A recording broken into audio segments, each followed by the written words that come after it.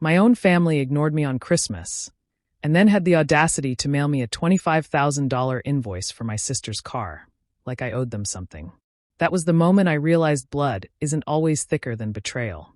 Stick with me while I share my story, and if it touches you, don't forget to support our channel by hitting that subscribe button, dropping a like, and sharing it with the people you care about.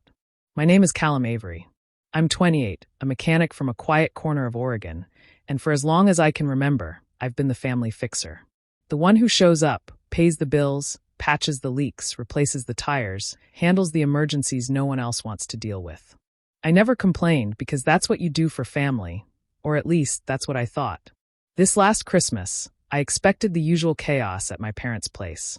My mom fussing over decorations, my dad pretending he wasn't stressed, my sister Sienna sweeping in like she was the star of a holiday movie, and my Uncle Gordon cracking jokes while handing out expensive gifts.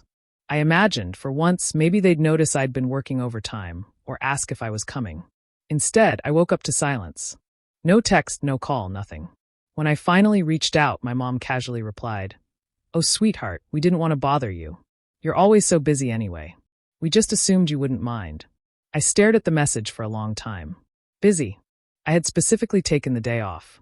But they'd made the decision without me, celebrated without me, laughed without me. It stung more than I wanted to admit. I spent that day alone on my couch with a microwaved dinner, telling myself it wasn't worth getting upset. Families make mistakes, right? 2 days later, a knock at the door pulled me away from work. It was a delivery driver holding a certified envelope.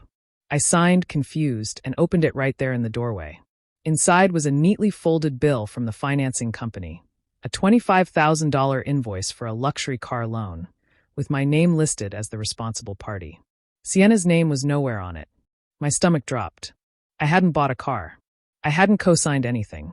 I hadn't even been asked. I flipped through the pages again, hoping I had misunderstood, but there it was, my social security number, my address, my forged signature. A car Sienna had wrecked last month, one she'd bragged about getting as a gift. My own family had celebrated Christmas without me, then handed me a debt I never agreed to, like I was nothing more than an open wallet they could dip into any time they wanted. Standing there with that envelope in my hand, the cold air biting at my face, I realized something I had avoided for years. I wasn't family to them. I was a tool, a solution, a convenience. And that was the first moment I felt something stronger than hurt, something closer to awakening. Callum spent the entire night turning that invoice over in his hands, searching for some kind of mistake. Anything that would make this less deliberate, less cruel. He reread the dates, the loan number, the dealership name, and the signature scrawled at the bottom that was supposed to be his. It wasn't even a good forgery. His own father hadn't bothered to imitate his handwriting properly. That thought alone sat like metal in his throat. By morning, he drove straight to his parents' house, the paper folded in his jacket pocket, his heartbeat uneven with anger he hadn't allowed himself to feel in years. When Dale answered the door, he looked more annoyed than surprised. "Callum, you could have called." "I got this," Callum said, handing him the invoice. His voice trembled slightly. "Why is my name on a loan for Sienna's car?" Dale barely glanced at it before shrugging, as if it were an overdue water bill.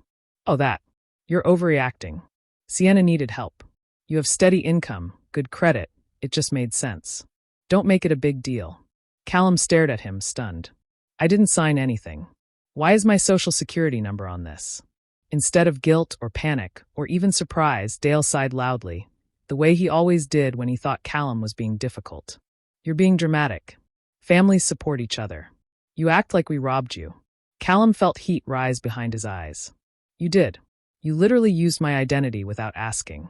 Before his father could respond, Marjorie appeared behind him, already shaking her head like Callum was embarrassing the household. "Sweetheart, Sienna needed that car for her job. She was struggling. You weren't. Why are you turning this into an attack?" "I'm struggling too," Callum snapped. "I work 60 hours a week. I barely get by. And you signed a loan in my name?" Marjorie placed a hand on her chest, offended. "We didn't think you'd mind. You're always so helpful." The words felt like knives. Helpful. Not loved. Not valued. Just useful. Sienna entered then, hair perfect, pajamas expensive, holding a mug like she'd just rolled out of a luxury spa. "Oh my God, are we seriously doing this?" "Callum, You make more than enough to cover it. It's not even that much money. It's $25,000, Callum said quietly. Sienna rolled her eyes. Yeah, well, maybe if you stopped hoarding your cash and actually helped your own sister, Dad wouldn't have had to step in. She waved her hand dismissively. Besides, you should be grateful you were able to contribute. Not everyone gets to make a difference. The room tilted slightly as Callum realized something chilling. They didn't feel guilty. They didn't even see this as wrong. This wasn't a misunderstanding. This wasn't a mistake. This was planned, expected, normal to them. He stood there, breath shaking, realizing his family hadn't crossed a line. They had never acknowledged the line existed.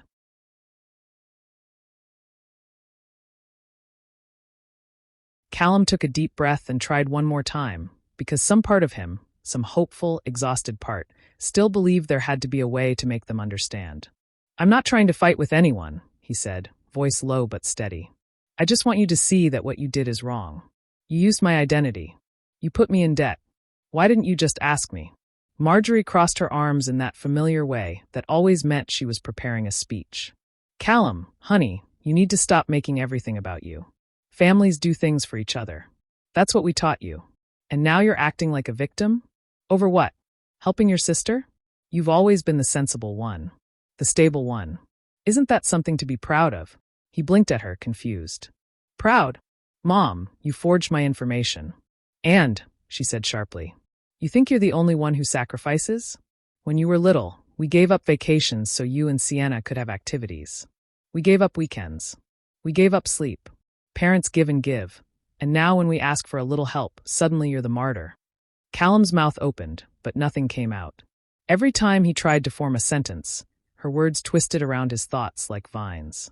Sienna, leaning against the doorway with her arms folded, let out a dramatic sigh. Honestly, this is embarrassing. You're acting like a background character who suddenly wants a main role. You've never been the center of anything, Cal. You're just there. The reliable guy. The quiet guy. The guy who fixes stuff. You should embrace that instead of pretending you're some victim in a movie. Her words hit harder than she knew. Maybe harder than she meant. She said them with the casual cruelty of someone who had never considered his feelings to begin with. Callum swallowed. I'm not a background character. Sienna smirked. Then stop behaving like one. He took a step back, breath trembling. I'm asking for basic respect. And we're asking you to stop being selfish, Marjorie snapped. You should be grateful you're in a position to help. Some people can't. You have a good job, no kids, no responsibilities. What else are you spending money on? Callum stared at her, stunned. So my hard work means I owe you? It means you're fortunate, Marjorie corrected. And fortune should be shared. It was like listening to a sermon designed to crush him. Every argument he made, they twisted. Every concern he voiced, they dismissed. It wasn't a conversation anymore. It was a performance, one where his role had already been cast. The obedient son who nods, absorbs the blow, and pays the bill. But something was different this time. He felt something inside him shifting, breaking away from years of conditioning. He stepped back, then another step, feeling the cold air from the open door behind him. His hands were shaking. His jaw trembled. He didn't trust himself to speak without his voice cracking. So he turned, walked out, and didn't look back. Behind him, he could still hear Marjorie calling his name, not out of concern, but annoyance. As if he had ruined their morning. As if he were the problem. Outside, alone on the porch, Callum felt his chest cave inward. The truth hit him harder than anything they'd said. They weren't confused. They weren't mistaken. They were manipulating him. And they didn't even hide it. Callum drove aimlessly for nearly an hour before he finally pulled into the small parking lot behind Rhea Donnelly's law office. She'd been his friend since high school, the one person who always told him the truth, even when it hurt. Today, he needed that more than anything. When he stepped inside, she took one look at his face and closed her laptop without asking a single question. What happened? She asked softly. He handed her the crumpled invoice with shaking fingers. They put a $25,000 loan in my name. I never signed anything. They used my social. Rhea's expression sharpened the way it always did when she smelled legal wrongdoing. Sit, she said, already pulling the document apart with her eyes. Let me check something. She typed quickly, her fingers flying across the keyboard. After a few minutes, she clicked into a section of the dealership's system, frowning. Callum, did you ever give them permission to use your digital signature? An e-signature? Anything? No, he said firmly. Never. Rhea exhaled through her nose, slow and controlled. Then you're not going to believe what I'm about to show you.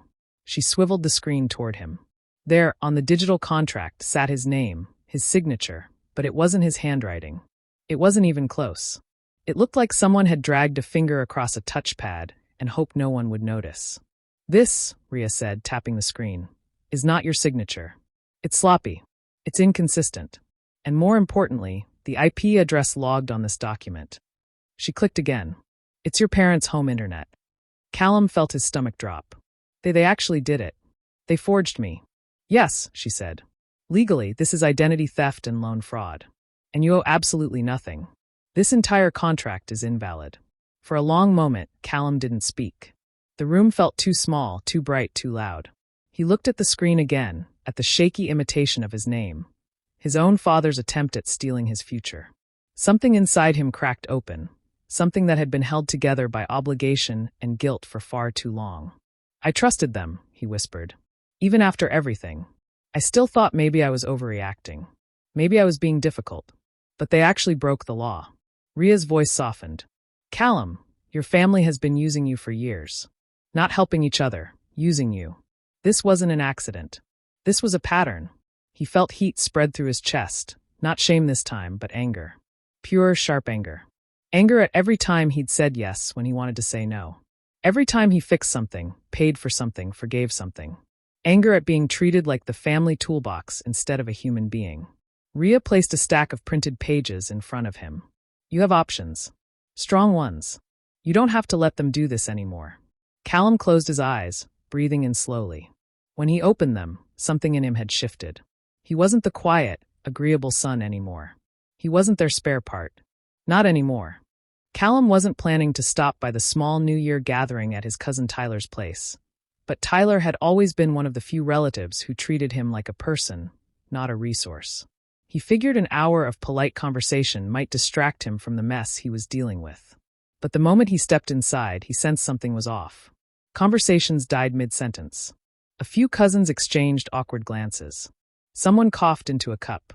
Tyler tried to smooth it over with a quick hug. Hey man, glad you came. Want something to drink? Callum shook his head gently. What happened? Why is everyone looking at me like that? Tyler hesitated. His eyes dropped. I wasn't going to say anything. But you deserve to know. A heaviness settled in Callum's chest. Tell me. Tyler sighed and motioned him toward the hallway, out of earshot. Your parents and Sienna during Christmas? They were talking about you. Loudly. They didn't know I was in the kitchen. Callum braced himself. What did they say? It wasn't good, Tyler said carefully. They weren't sad you weren't there. They were joking about how predictable you are. Calling you the family ATM.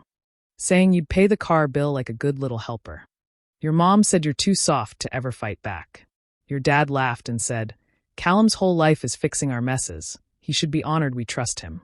The words felt like a fist to his gut. Even though he'd already suspected the truth, hearing it from someone else, hearing it confirmed, crushed something inside him. He stared at the wall behind Tyler, numb. Tyler continued, voice low. Sienna said you were lucky they even involved you, because it meant you were useful for once. And your Uncle Gordon was there too. He asked where you were, and your dad said, probably working overtime to afford Sienna's mistake. They all laughed. Callum felt his throat tighten. The room, the voices, the muffled music, all of it blurred. He had always known he wasn't the favorite child, or even the loved one, but hearing they mocked him, celebrated without him, and treated him like a walking wallet, it broke something deep. He whispered, They really said all that? Tyler nodded. I'm sorry, man. I didn't want to tell you. But you looked like you still cared. And they don't. Not the way you deserve. For the first time in his life, Callum didn't feel sadness. He felt clarity. A cold, sharp clarity that sliced through every excuse he'd ever made for them. They didn't love him. They didn't value him. They valued what he could give. He wasn't part of their family. He was part of their budget. He stepped back, wiping a hand over his face. Tyler, thank you. Really. But I need to go. Where? Tyler asked gently. Somewhere, Callum said, voice steady in a way it had never been. Anywhere they aren't. He walked out into the cold night, breath shaking but spirit firming. For the first time, he wasn't running from something. He was walking toward himself. And he knew without hesitation that he was done. Done fixing. Done forgiving. Done being their ATM. It was time to reclaim his life, and finally cut the cord that had been choking him for years. Callum spent the next morning sitting at his small kitchen table, staring at a blank notebook.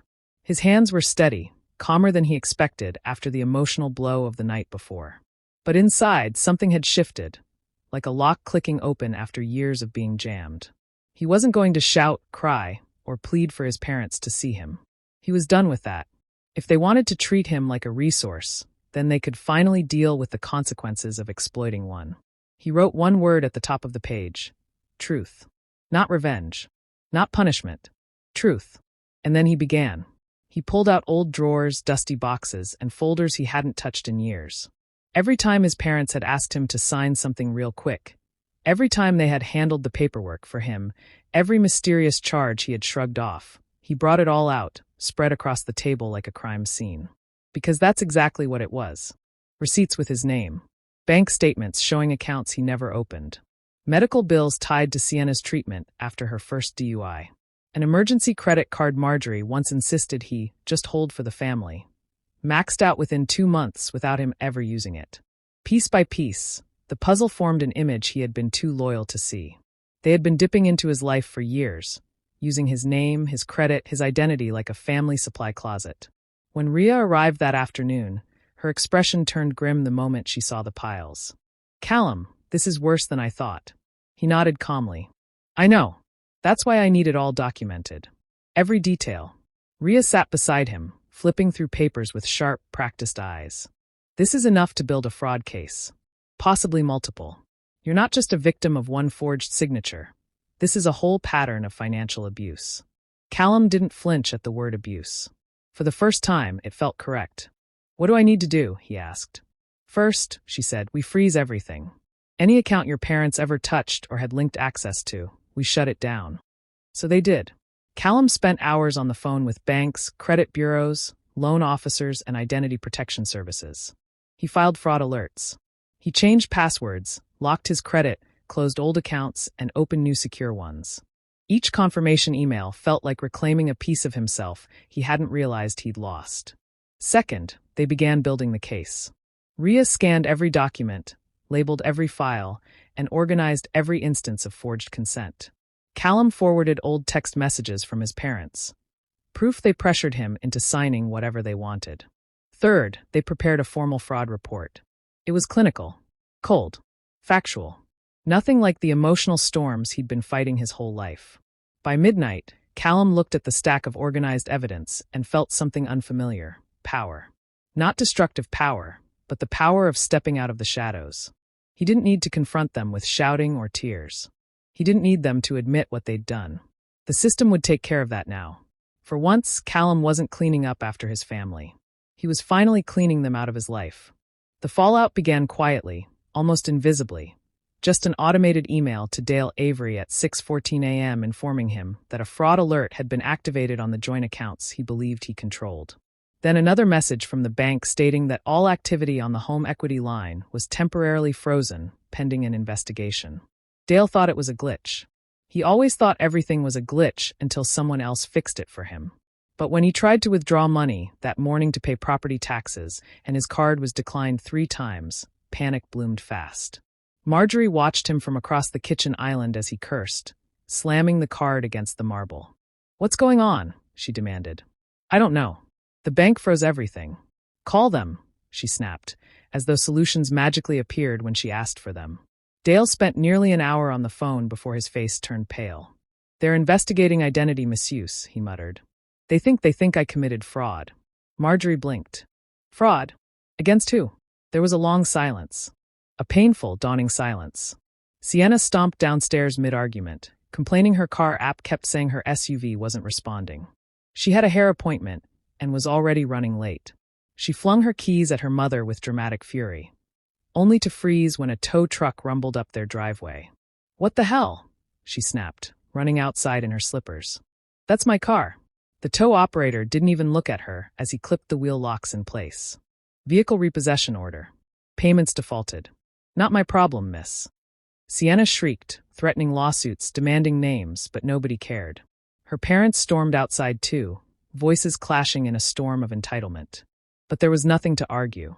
Callum's absence was suddenly the loudest thing in the driveway. Because for years, whenever money ran low, whenever loans slipped through the cracks, whenever Sienna needed a bailout, they turned to him. Their dependable reservoir. Their invisible safety net. Their Callum fund. And now, without him, the ground beneath them was crumbling fast. By afternoon, they were blowing up his phone. Texts, missed calls, voicemails, dozens. Dale, what did you do? Marjorie, Callum, stop this nonsense. Fix the accounts. Sienna, you're ruining my life. Answer me. Marjorie again. We are your family. You owe us this. Callum read every message without blinking. He didn't respond to a single one. He simply blocked them one by one until the notifications stopped. Meanwhile, the bank continued digging. They found inconsistent signatures, mismatched IP addresses, and years of unauthorized activity. Every discovery tightened the noose. Dale's credit plummeted overnight. Their buffer vanished. Bills piled up. And Sienna, who had built her whole identity on luxury and image, was suddenly borrowing her mother's decade-old sedan just to get to work. Word began spreading through the neighborhood, whispers traveling faster than any official notice. The Averys were slipping, stumbling, spiraling, and for once they had nobody to drain but themselves.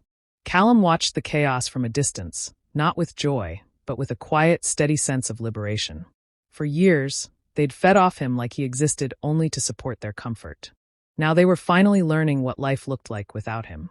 Callum didn't need to lift a finger to expose anything. Life did it for him.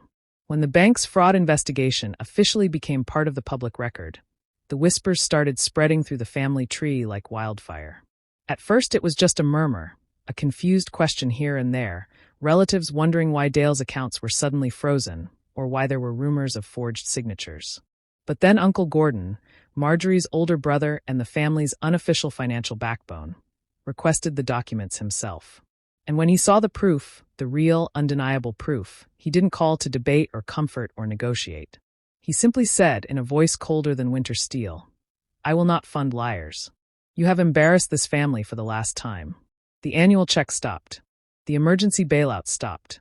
The carefully constructed illusion of stability that Dale and Marjorie had built over the years shattered within hours. Relatives who once admired them for their success began keeping their distance. Marjorie tried to spin the narrative, saying Callum was overreacting, that it was all a misunderstanding. But the investigation papers had already circulated in a family group chat she couldn't control. Seeing her own son's forged signature, complete with timestamps and metadata, silenced even her closest defenders. People started saying openly what they used to whisper privately, that Callum had always been the responsible one, and that his parents had always treated him like a resource, not a child. Meanwhile, Sienna faced her own unraveling. Her fiancé, Nathan, a man obsessed with reputation, arrived at her apartment holding a printout of the investigation summary. His face was pale, almost transparent, like someone who had just discovered he'd been living in a house made of lies. "You didn't tell me your family was under fraud investigation," he said, his voice trembling between betrayal and disgust. Sienna tried to deny it, then deflect, then blame Callum, because blaming Callum had always been easy. But Nathan wasn't buying the performance anymore. "My parents warned me," he said softly. "They told me your family cared more about appearances than truth. I didn't believe them. Now I do." He handed her the ring box, walked out the door, and didn't look back. The fallout didn't stop there. Marjorie's bridge club asked her to take a break, because the whispers had become too loud. Dale's co-workers began distancing themselves. The neighbors who once admired their fancy cars and holiday decorations now stood at their windows watching the repo truck haul away the SUV that Sienna used to brag about. The family's social kingdom, once polished, loud, and proudly judgmental, crumbled piece by piece. And as their world collapsed, one truth became clearer than ever. The people who spent years mocking Callum, using him, and dismissing his boundaries had finally been exposed for what they were. And for the first time in his life, Callum wasn't the one carrying the blame. The morning started like any other at Callum's garage. The smell of oil and the hum of engines had always been a comfort, a space where he felt competent and in control. But the familiar calm shattered when he heard the all-too-familiar voices shouting outside the shop door. He glanced up to see Marjorie, Dale, and Sienna storming in, faces flushed with anger and panic. "Callum, Dale barked, slamming his hand on the counter. You need to fix this mess you've created. Marjorie leaned forward, eyes wide with disbelief and indignation. Do you have any idea what you've done to us? Our lives, our reputation. Everything is collapsing. Sienna rolled her eyes and crossed her arms, her tone sharp and cutting. We trusted you. You're supposed to be the dependable one, the guy who fixes things. And now, thanks to you, everything's falling apart. Callum set down the wrench he'd been using, his hand steady despite the storm of emotions he felt inside. He took a deep breath, the weight of months of manipulation and betrayal pressing down on him. But for the first time, he didn't feel fear. He felt clarity. You don't get it, do you? He began, voice calm but firm. I didn't create this mess. You did. You forged my signature. You used my name, my credit, my work, and my goodwill to prop up your lives. You mocked me, erased me, and treated me like a tool rather than a person. You expected me to bail you out, as if my life existed only to support yours. Dale's face turned red, and he opened his mouth to interrupt, but Callum held up a hand. No, you're not listening. You've been using me for years. Every bill, every favor, every emergency. You treated me like I was invisible, except when you needed me to pay for something or fix something. Marjorie's hands shook. That's not true. Stop, Callum said, his voice rising just enough to cut through her protest. Stop making excuses. Stop pretending you didn't know what you were doing. I saw the messages, the bank statements, every single manipulated document. I know the truth. And it's not pretty. Sienna's mouth opened, then closed again. She had nothing to say. Their usual arsenal of insults and guilt trips had no power here, not anymore. Callum took a step back, feeling the weight of his years of restraint lift off his shoulders. I am not your ATM. I am not your shadow. I am not the fixer of your problems. You need to deal with the consequences of your choices yourselves. He turned toward the garage door, each step feeling lighter than the last. The shouting followed him, a cacophony of rage and disbelief, but he didn't look back. He didn't need to. Outside, the crisp air hit his face, and he breathed deeply. The pain of their anger still lingered, a sharp reminder of everything he'd lost. But underneath it, a strange, exhilarating freedom spread through him. For the first time, he was walking away on his own terms. For the first time, he was reclaiming himself. And as the garage door closed behind him, he felt it clearly. The chains were gone. The people who had treated him as nothing more than a tool were left shouting into the void, and he was finally free. Months passed, and life began to settle into a rhythm that didn't include the chaos of the Averies. Callum had spent the time quietly rebuilding, not just his finances, which were finally under his full control, but his sense of self, his boundaries, and his understanding of what real family looked like. He had purchased a small, modest home on the outskirts of Portland, a place that smelled of fresh paint and possibility rather than entitlement and manipulation. The walls were his, the floors his to sweep, the windows his to open wide, and for the first time in years, every corner of the space felt like it belonged to him alone. Rhea had been there through it all, offering guidance, support, and a steady hand when the weight of what he had left behind threatened to pull him under. Their friendship had grown, deepened into something warmer, richer, and profoundly trusting. Callum found himself laughing more, cooking simple meals he enjoyed, and even hosting quiet dinners for people who genuinely cared about him. Not people who expected his labor, money, or forgiveness as their due. He no longer checked his phone obsessively, waiting for texts from the people who had mocked him, stolen from him, and dismissed his feelings for decades. Their absence no longer felt like a loss, it felt like relief. The Averies were still in his life only through the occasional rumor he heard through mutual acquaintances or the briefest online news blurb about their financial troubles. Dale's credit problems had deepened, and Marjorie's social circles were dwindling. Sienna's engagement had collapsed, and even Uncle Gordon had withdrawn all financial support. Callum allowed himself a small, quiet satisfaction, not because he wanted to see them fail, but because their consequences no longer threatened him. He had finally removed himself from their orbit. Every morning, as he sipped coffee on the small patio of his home, he felt a profound peace he hadn't known in years. There were no bills in his name that weren't his responsibility. No manipulations, no guilt trips, no expectations that he must prop someone else up at the expense of his own life. He had learned that love was not measured in how much you sacrificed for people who never truly valued you. Real care was reciprocal, gentle, and voluntary. Callum reflected often on the journey that had brought him here. The anger, the betrayal, the revelations, and even the methodical steps of reclaiming his life. It hadn't been easy. There were moments when he doubted himself, moments when old habits tugged at him, whispering that he should still forgive, still fix, still give. But now, he knew that reclaiming his self-worth meant setting boundaries that could not be crossed, protecting his peace as fiercely as he once protected the family's image. At night, he often lingered by the window, watching the city lights flicker against the dark sky. He thought about the future, about freedom, about what it meant to live a life of his own making. The past with the Averys was behind him, an ugly, instructive chapter. And ahead lay a life built not on obligation or expectation, but on choice, respect, and self-respect. Callum smiled to himself, feeling the weight of years lift off his shoulders. For the first time in his life, he didn't need to prove anything to anyone. He had found peace, and with it the quiet, unwavering knowledge that he was finally free. Do you think Callum made the right choice by cutting ties with his family, or should he have given them another chance? I'm really curious to hear your thoughts in the comments below. And if stories like this keep you hooked, don't forget to hit that subscribe button and turn on notifications so you never miss a single one.